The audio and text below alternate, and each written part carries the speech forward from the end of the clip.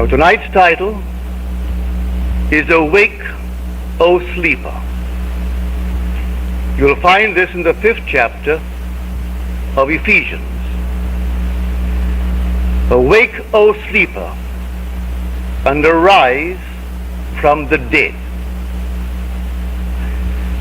Now what person rashly would grasp it? See, the Bible is addressed to the imagination, which is spiritual sensation, and only but mediately to the understanding or reason. If you try to grasp it through reason, well, it doesn't make sense.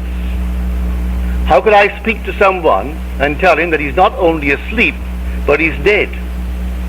I equate sleep with death and tell a man that I'm addressing to awake, you sleeper, and arise from the dead.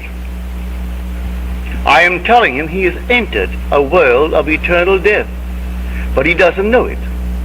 I am telling him that he is dreaming his world into being, but he doesn't know it, and maybe he doesn't believe it, for he's a rational being. In the Old Testament, in the 44th chapter of the book of Psalms, we read, "Rouse thyself. Why sleepest thou, O Lord? Awake." So it's addressed to the Lord.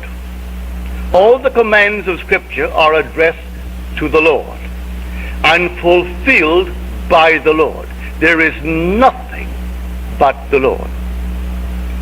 So we start on the greatest confession of faith that man has ever received through revelation. It's called the Hebrews Confession of Faith, the Shema.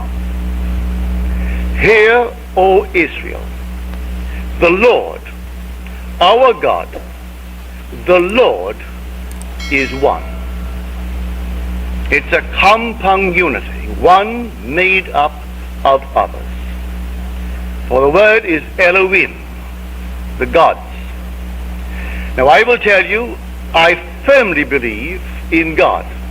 I don't have to believe in God, for I stood in the presence of the risen Lord, who embraced me and incorporated me into his one body. And from that moment, back in 1929, I am one with the body of the risen Lord. So here is the Lord. I don't have to believe in it, but I will tell you, using the word belief, I believe in God.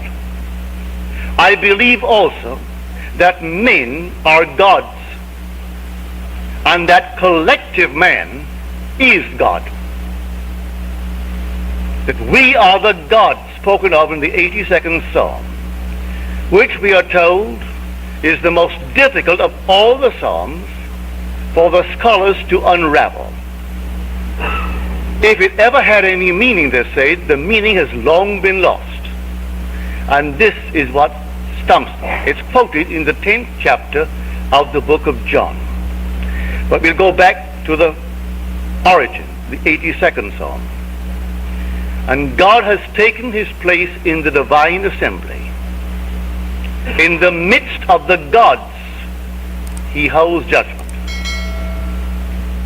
Now he speaks, "I say ye are gods, sons of the Most High, all of you. Nevertheless," now here comes a future prophecy now. All this is a present fact. "Ye are gods, now. Sons of the Most High, now. Nevertheless, ye shall die as men, and fall as one man, O ye princes." Here is the prophecy. You'll fall as one man. Is the fall the result of disobedience, as we are taught? Is the fall something that is a punishment? I tell you, it is not. The fall is a plan. It's a pretext, an assumed appearance in order to conceal the real intention.